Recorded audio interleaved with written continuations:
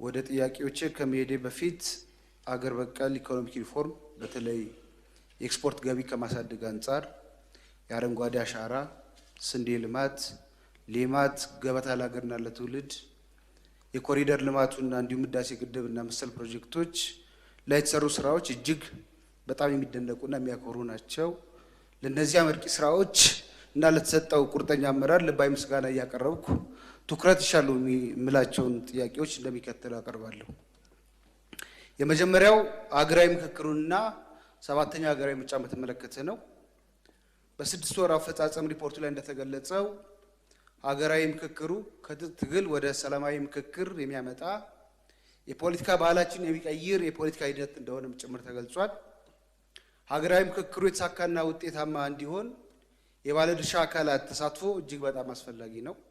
ከዚህ አንጻር በተለይ የትግራይ ክልልን ወደ ምክክር ያልገቡ የተፎካካሪ ፖለቲካ ፓርቲዎችን እና ትጥቅ አንግበው የሚንቀሳቀሱ ኃይሎችን ወደ ምክክሩ ለማስገባት እየሰሩ ያሉ ጥረቶች ቢገለጹ ቢብራሩ። ከዚህ አንጻር ሀገራዊ ምክክር ኮሚሽኑ ከምክር ቤታችን የዲሞክራሲ ቋሚ ኮሚቴ ጋር በትብብር እስከ ትግራይ ክልል ድረስ በመሄድ ጊዜያዊ አስተዳደሩን ቲፒኤልኤፍ አመራሮች በተደጋጋሚ ጥረቶች እንደተደረጉ አውቃለሁ። ግን በዚህ ጥረት ብቻ የተሳካ ሊሆን ስለማይችል በመንግስት በኩል ያለው ጥረት ቢገለጽ ለማለት ነው። ምርጫን በተመለከተ ያው ይታወቃል። ምርጫ ሲደርስ በተለይ በታችኛው አመራር የዲሞክራሲ ምህዳሩን የማጥበብ እጩዎችን፣ ታዛቢዎችን፣ ደጋፊዎችን የማዋከብ፣ የማሰር፣ የሚዲያ ነፃነትን የመጋፋት አዝማሚያዎች ይታያሉ።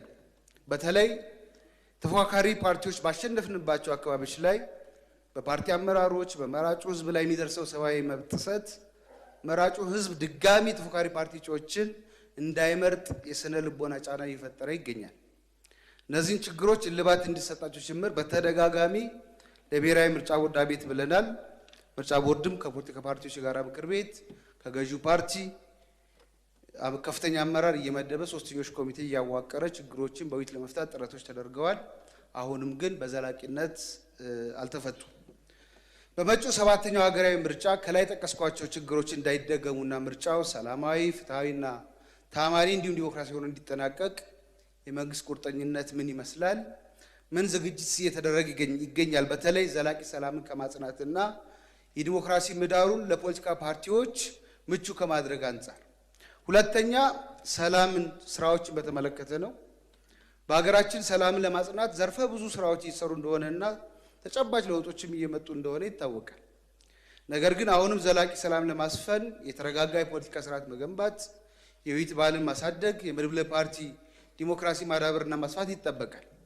ከዚህ አንጻር እኔ በተወከልኩበት ቤንሻንጉል ጉሙዝ ክልል መተከል በተለይ በድባጢ፣ በቡለን፣ በወንበራ፣ በዳንጉር እንዲሁም በሰባቱ ወረዳዎች አሁንም ሰላም ከራቃቸው ብዙ ዓመታትን በማስቆጠሩ ነዋሪው የመረጠን ህዝብ በሰላም እጦት ምክንያት እየሞተ እየተፈናቀለ እየታገተ ገንዘብ እየተጠየቀ ይገኛል። እንደሚታወቀው ክቡር ጠቅላይ ሚኒስትር ሶም ወደ መተከል በአካል ሂደው የነበረውን ችግር አመራር በመስጠት እንደፈቱ ይታወቃል። ያለደ የመንግስት ከፍተኛ አመራር የለም ኢንክሉዲንግ የመንግስት ተጠሪያችንም መተከል ድረስ በሚሄድ አንድ ወር ቆይቶ እዛ ያለውን ችግር በደንብ አይቶ መጥተዋልና አሁንም እዛ አካባቢ የሰላም ችግር ሆኖ የዘለቀበት ምክንያት ሊገባኝ አልቻለም። ስለዚህ አንድ በሚኒስትር መስሪያ ቤት የተቋቋመ ቡድን ሂዶ ያን ነገር ቢያጠናና አካባቢው ሰላም ቢሰፍን የጸጥታ ቅንጅት ስራ ምን እንደሚስ ቢታይ የግጭት ነጋዴዎች አሉ እዛ አካባቢና ያንን ነገር እልባት ቢሰጠው ባይ ነኝ። ሶስተኛና መሰረታዊ ነገር የፍትህ ዘርፉን በተመለከተ ነው። ሀገራዊ ለውጡን ተከትሎ ትልቅ ተቋማዊ ማሻሻያ ከተደረገባቸው ተቋማት አንዱ የፍትህ ዘርፉ ነው። ይሁን እንጂ ብዙ የሀገራችን ዜጎች በክስ ሂደት መንዛዛት ምክንያት ቶሎ ፍርድ እያገኙ ባለመሆኑ የፍትህ ዘርፉ አሁንም የመልካም አስተዳደር ችግር ሆኖ ቀጥሏል።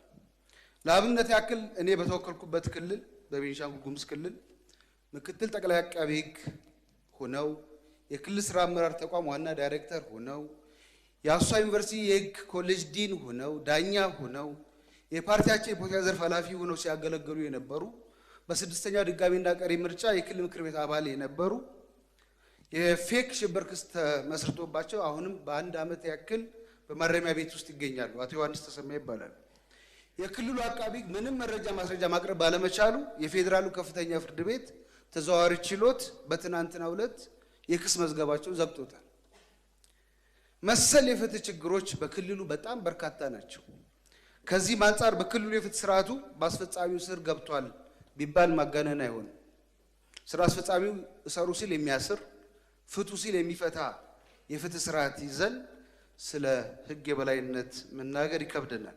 ሌሎችም በተመሳሳይ እንዲህ አይነት ጉዳይ ያለባቸው በጠቅላይ ፍርድ ቤት ነፃ የተለቀቁ ግን አየር ላይ አዲስ ወንጀል ኩክ ተደርጎ እየተከሰሱ ከማረሚያ ቤት ይወጣሉ ተብሎ ሲጠበቅ መልሶ እስር ቤት የሚማቅቁ ብዙ ዜጎች አሉና ክቡር ጠቅላይ ሚኒስትር የህግ የበላይነትን ማስፈን የመልካም አስተዳደር ችግሮችንም ለመፍታት የመድብለ ፓርቲ ዲሞክራሲንም ለማሳደግ መጪው ምርጫም ነፃና ፍትሃዊ ለማድረግ እጅግ በጣም መሰረታዊ ጉዳይ ስለሆነ ይህንን ችግር ለመፍታት በመንግስት በኩል እየሰሩ ያሉ ስራዎች ካሉ ቢብራሩ።